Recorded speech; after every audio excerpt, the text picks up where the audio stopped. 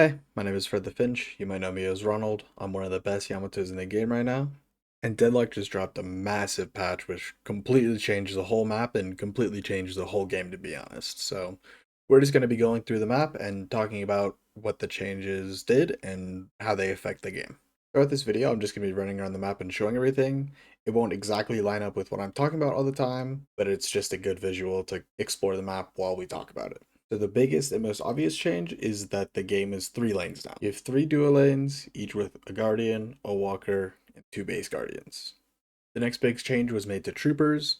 You no longer need to last hit a trooper in order to make the soul, so if it dies to a minion nearby, then it will drop the soul and you'll still get it.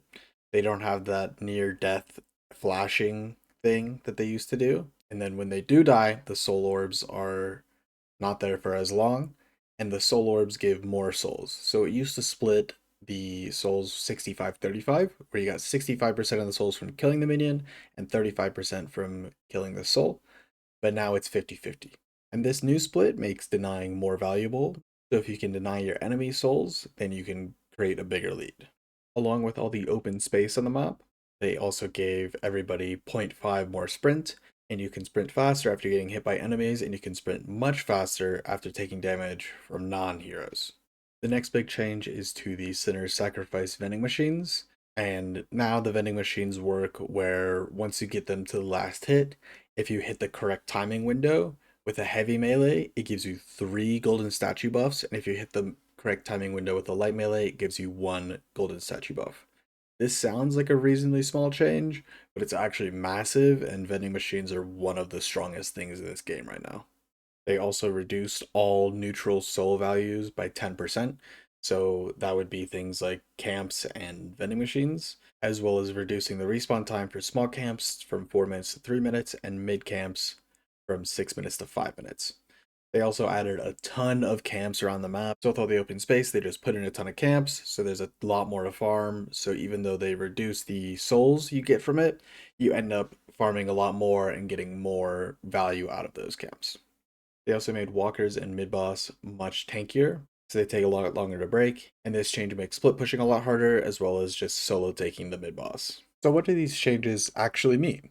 Starting with the laning phase, it tends to be a lot more active and a lot more team oriented as there's no more solo lanes, so you're always with a teammate. Dual lanes tend to be a lot more interactive because you can't just freeze the wave as well. So there tends to be a lot more interaction in the lanes, and so far to me, it feels a lot more fun because of how far apart these lanes are now, because the map is still essentially the same size, but there's only 3 lanes, it's a lot harder to gank. So lanes are less decided by who gets to gank and who gets help from their teammates, and more decided by who's winning that 2v2.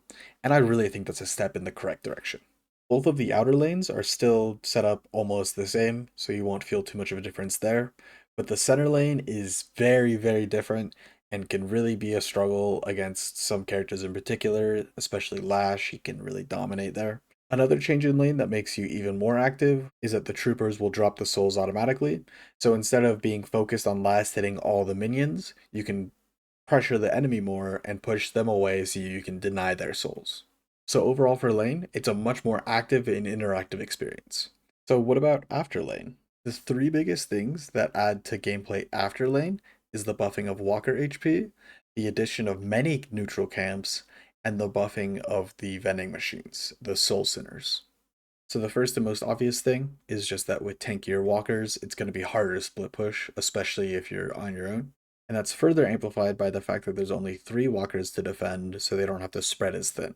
However, they gave you access to a bunch of camps and buffed vending machines. In total, there's 19 camps on each side of the map, which many of them spawn faster than before. So instead of split pushing, a lot of the time now, it's much more value to just run around and perma farm. This is obviously dependent on your character, but a lot more characters get access to more souls just by farming more often now. I do suspect that this is going to be changed relatively quickly. With big overhauls like this, they obviously have a lot of things to work out, and I think that this is one of their biggest oversights. I also believe that this oversaturation of camps is just due to the fact that we don't have too many objectives right now, and they're more of placeholders for what they're going to be putting in the map later. They made the map this big with so much open space and so many places to put things to do, but I don't think they had those yet, so instead they just put the camps there, and then later they're going to replace them with things. This is just my thoughts. Obviously, I'm not the devs and I don't know, but this makes sense to me, and I think that over time, this is just going to get better.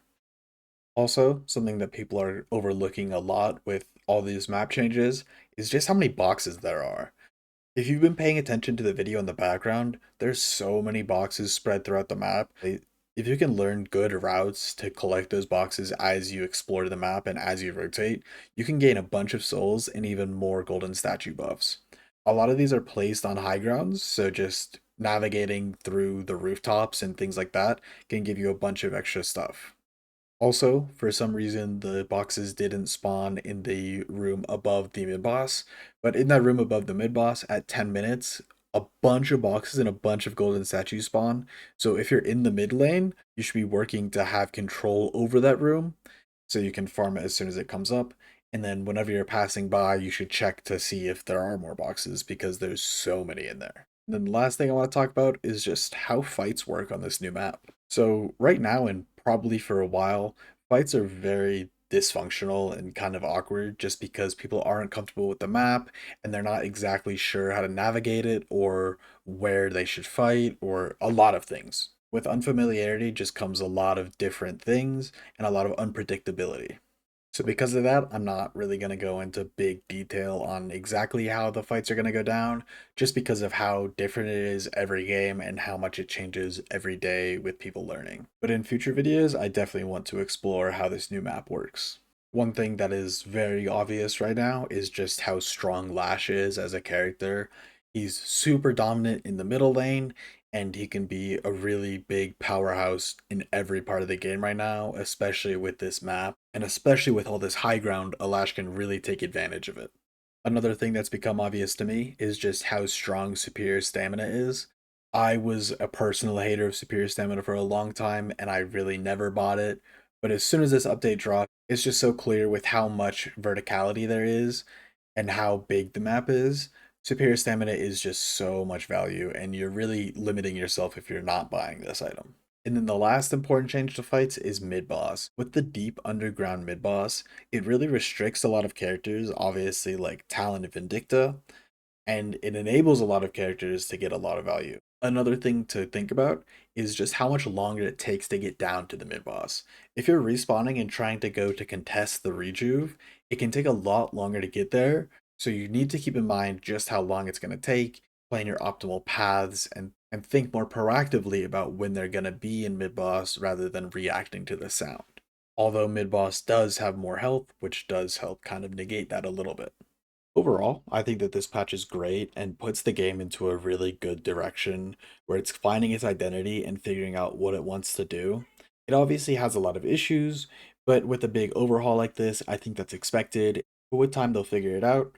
And in the long run, I think this is going to be much healthier for the game than the previous patch. As always, if you enjoyed, if you learned anything, if you want to see Yamato gameplay, feel free to leave a sub, a like, a comment. It really does help. And I stream almost every day on Twitch and YouTube, so come stop by, say hi, and I'll see you next time.